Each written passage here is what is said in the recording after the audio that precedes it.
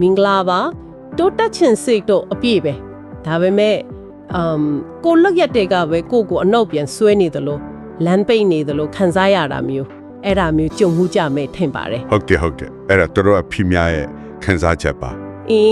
ဒီနေ့အတူတကွာစမ်းစစ်ကြည့်ချင်တာကအဲ့ဒီ self sabotage ပေါ့ကိုဖျက်ဆီးခြင်းဆိုတဲ့အကြောင်းအရာလေးပါကောင်းပါတယ်ဒီကိစ္စကိုပိုပြီးနားလည်သွားအောင်လို့လေ Brianna Weiss ရဲ့အစာအုပ် The Mountain is You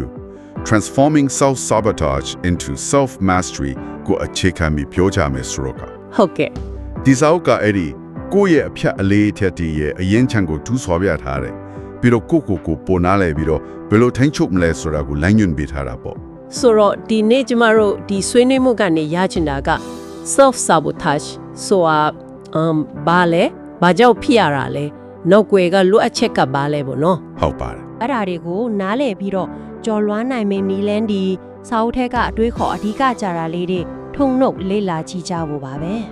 ဟုတ်ကဲ့စာအုပ်ရဲ့အဓိက USR တခုကစိတ်ဝင်စားဖို့ကောင်းတယ်တောင်တန်းဟောက်ကိုတိုင်းပဲတဲ့ဘလို့တိတ်ပဲလဲဆိုလိုတာကလေကိုပေါ်မှာအချီးမဆုံးအသားအစီကအပြင်ဘက်ကလူတွေအခြေအနေတွေမဟုတ်ပဲနဲ့ငါအဖြစ်ကိုတိုင်းရဲ့အတွင်းစိတ်ထဲကလာတာတဲ့ဟုတ်တယ်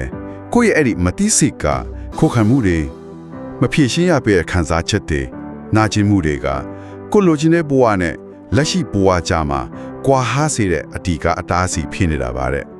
အဲ့ဒါစိတ်ဝင်စားဖို့ကောင်းတယ်ကျမကထင်တာက self sabotage ဆိုလားကိုမကြိုက်လို့ယုံကြည်မှုနည်းလို့ဖြစ်တာပဲလို့လေတကယ်ကအဲ့ဒီလိုမဟုတ်ဘူးလားအဲ့ဒီလိုတထစ်ချကြတော့မဟုတ်ဘူးလို့စာရေးသူကဆိုတယ်ဒီစာအုပ်ရတော့နည်းနည်းပိုရှုပ်ထွေးတယ်ပေါ့ဗျာ self sabotage ကကိုမုန်းလို့လုပ်တာမျိုးထက်မတိစိတ်ရဲ့မပြေဝသေးတဲ့လိုအပ်ချက်တစ်ခုရှိနေလို့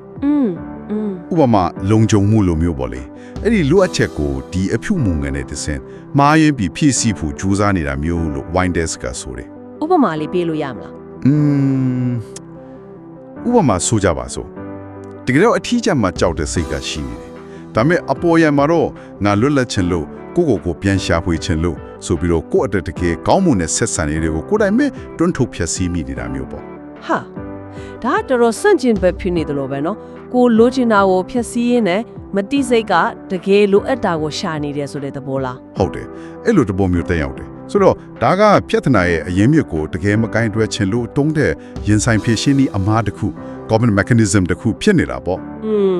ခဏတာတော့တက်တာတလို့နဲ့ရေရှည်မှာကိုဒုက္ခပြီးမဲ့နီလန်ပေါ့အတီးအကြပဲသူ့ရဲ့အရင်းခံအကြောင်းတရားတွေဆိုတာကလည်းအများကြီးရှိနိုင်တယ်မဖြည့်ရှင်းရတဲ့စိတ်တရားတွေစိတ်ခံစားမှုတွေဟုတ်ကဲ့ပြီးတော့ကြိုးချောင်းမစီလျော်တဲ့နည်းနည်းရှိုင်းအမြင့်တွယ်နေတဲ့ကြောက်စိတ်တွေကိုနဲ့ပဝန်းကျင်အပေါ်မှာထားတဲ့ဟိုအကန့်အသတ်ဖြစ်စေတဲ့အတွေးခေါ်ဆွဲဟောင်းတွေအဲ့ဒါတွေပါနိုင်တယ်နောက်တစ်ခုစောက်ထဲမှာပါတာမှတ်မိတဲ့လောက်ကအသစ်အစမ်းนี่ကိုခုတ်ခန်းတဲ့စိတ်ကြောင့်လေဖြစ်တတ်တယ်ဆိုကို့အတွက်အကောင်းမဲ့ဆိုတာသိနေနော်မလားဟုတ်ပါတယ်အဲ့ဒါလေအရေးကြီးတဲ့အချက်ပဲအကျွမ်းတဝေမရှိတဲ့အခြေအနေတစ်ကိုရောက်သွားရင်လေ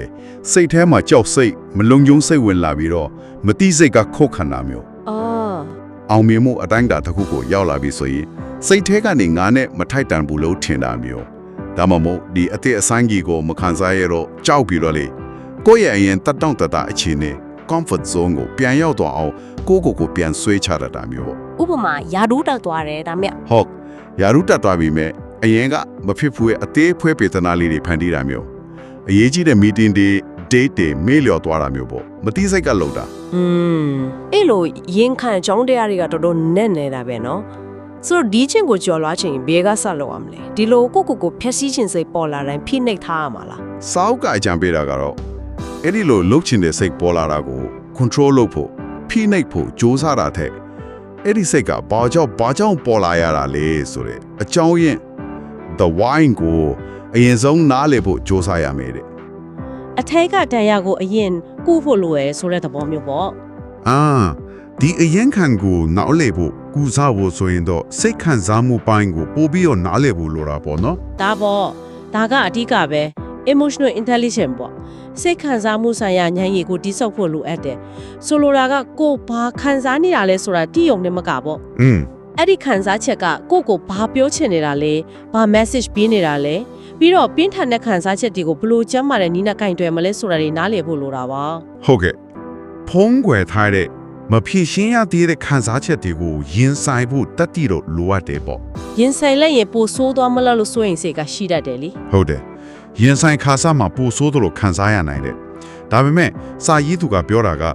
ဒါဟာပြန်ကောင်းလာဖို့ပြောင်းလဲဖို့အတွက်မဖြစ်မနေဖြတ်တန်းရတဲ့အဆင့်တစ်ခုပါတယ် ကျမတို့တော်တော်များများလုံးမိတတ်ကြတာကလीတခုခုလုတ်เสียရှိရင်စိတ်ပါမှလုံမယ်ဆိုပြီးစောင့်နေတတ်ကြတာ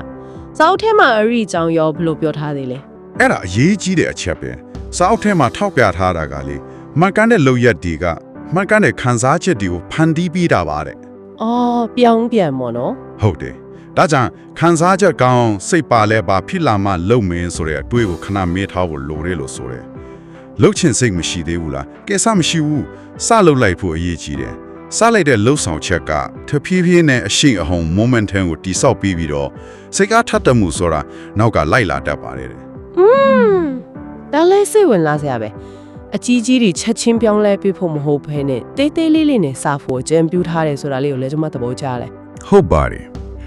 West ကအဲ့ဒါကိုအပြောင်းလဲငယ်များ micro shifts လို့သုံးထားတယ်ဘဝကိုတကယ်ပြောင်းလဲစေတာကတခါတည်းအကြီးကြီးပြောင်းလဲတာမျိုးထက်နေ့စဉ်လုပ်နေကြအရာတေးသေးလေးတွေကိုတစိုက်မမတ်ပြောင်းလဲခြင်းကနေလာတာပါတဲ့ ဥပမာလေး ဥပမာမနေ့အိယာထားတာနဲ့ဖုံးမကင်သေးပဲရေးတော့လိုက်တာမျိုးဒါမှမဟုတ်ညအိယာမဝင်ခင်စာမျက်နှာတစ်မျက်နှာဖတ်ဖြစ်အောင်ဖတ်တာမျိုးဒီလိုတင်းငယ်တဲ့အပြောင်းလဲလေးတွေကထက်ခါခက်ခါလောက်ရင်းနဲ့အလဲချင်းတစ်တစ်ဖြစ်လာတယ် ဟုတ်ကဲ့ အဲ့ဒီအလဲချင်းတစ်တစ်ပဲရေရှည်မှာကြီးမားတဲ့အကျိုးရလဒ်တွေပေးတာပေါ့ ဟုတ်ပါပြီဒါတွေအားလုံးကိုခြုံပြီးကြည်လိုက်ရင်ကိုဖြစ်စည်းတဲ့အလေးချကနေယုံထွက်ဖို့ဆိုတာအတိတ်ကကိစ္စတွေကိုလည်းကြိုက်တွေဖို့လိုအပ်လာတယ်လို့ဆိုလိုတာလား အတီးကြပဲအတိတ်ကိုပြောင်းလို့တော့မရဘူးပေါ့လေဒါပေမဲ့အတိတ်ကနာကျင်စရာတွေမအောင်မြင်ခဲ့တာလေကိုအဖြစ်တင်နေတဲ့စိတ်တွေအဲ့ဒါတွေကိုလုံးဝမေ့ဖြောက်ပြဖို့မဟုတ်ပေမဲ့သူတို့ကိုလက်ရှိဘဝကိုဆက်ပြီးတော့လွှမ်းမိုးချော်ကိုင်းခွဲမပေးတော့ဖို့တော့ဆုံးဖြတ်ချက်ချဖို့တော့လိုအပ်တယ်လေ လက်လွတ်ဖို့လိုတာပေါ့ ဟုတ်တယ်ရေးကြီးတာကအနာဂတ်မှာကိုဖြစ်ချင်တဲ့အကောင်းဆုံးပုံစံကိုယ့်ရဲ့ highest potential future self ပေါ့အဲ့ဒီပုံစံကိုစိတ်ကူးထဲမှာပုံဖော်ကြည့်ပြီးတော့အဲ့ဒီလူတယောက်လိုတွေးခေါ်ဖို့ဖြူမှုဖို့နေထိုင်ဖို့နေ့စဉ်ခြေလမ်းတေးသေးလေးတွေနဲ့စပြီးတိဆောက်ပါဖို့ပါပဲ ကောင်းပါရင်ဒီနေ့ဆွေးနွေးခဲ့တာတွေကိုအကျဉ်းချုပ်ပြန်ပြောရရင်ကိုဖြည့်ဆည်းခြင်း self sabotage ဆိုတာမသိစိတ်ရဲ့လိုအပ်ချက်တစ်ခုခုကို flame မာတဲ့နီလန်းနဲ့ဖြည့်ဆည်းဖို့ကြိုးစားနေတဲ့အဖြူမှုဖြစ်တတ်တယ် ဟုတ်ကဲ့ အဲ့ဒါကိုကြော်လွားဖို့အဓိကတော့ချက်ကြီးကတော့အရင်ခံအကြောင်းတရားကိုရှောက်ဖွေနားလည်ဖို့ကိုယ့်ရဲ့စိတ်ခံစားမှုဆိုင်ရာဉာဏ်ရည် emotional intelligence ကိုမြင့်တင်ဖို့ခံစားချက်ကိုစောင့်မနေပဲလှုပ်ဆောင်ချက်ကိုရှစ်ဖို့ပြီးတော့ပြောင်းလဲတည်တည်လေးတွေနဲ့ဖြည်းဖြည်းဒီဆောက်သွားဖို့ပါပဲ ဟုတ်ပါတယ်တကယ်တော့စာအုပ်နာမည်အတိုင်းပဲတောင်တန်းဟာကိုတိုင်ဖြစ်နေပြီးတော့အဲ့ဒီတောင်တန်းကိုကြော်ဖြတ်ရမှာလဲကိုတိုင်ပဲဖြစ်နေတာပေါ့ ဟုတ်ကဲ့ အဆုံးသတ်အိမ်တဲ့စဉ်းစားစရာလေးတစ်ခုလောက်ခြံခဲ့ခြင်းပါတယ်စာအုပ်ထဲမှာဖော်ပြထားတဲ့အချက်တစ်ခုလေးအခက်ခဲတွေကတီထွင်ဖန်တီးနိုင်စွမ်းကိုလွှတ်စော်ပေးနိုင်တယ်လို့ဆိုထားတယ် ဒီအမြင်နဲ့ကြည့်ရင်လေကိုယ့်ဘဝရဲ့အကြီးမားဆုံးစိတ်ခေါ်မှုဆိုတာကတကယ်တော့ကိုယ့်ရဲ့အတွင်းစိတ်ထဲကခံစားချက်ပင်လဲပြင်ကိုကိုယ်တိုင်ကျွမ်းချင်းကုခတ်နိုင်ဖို့ကြိုးစားရခြင်းဖြစ်နေလေမလား အော်စဉ်းစားစရာပဲ ဒီအချက်လေးကိုစပ်ပြီးတော့တွေးစားဆင်ခြင်ကြည့်ဖို့တိုက်တွန်းရင်းနဲ့မယ်ဒီနေ့အတွက်ဒီမှာပဲညီကုန်းချုပ်လိုက်ပါစေ ဟုတ်ကဲ့ပါဒီနေ့ဆွေးနွေးမှုအတွက်ကျေးဇူးတင်ပါတယ်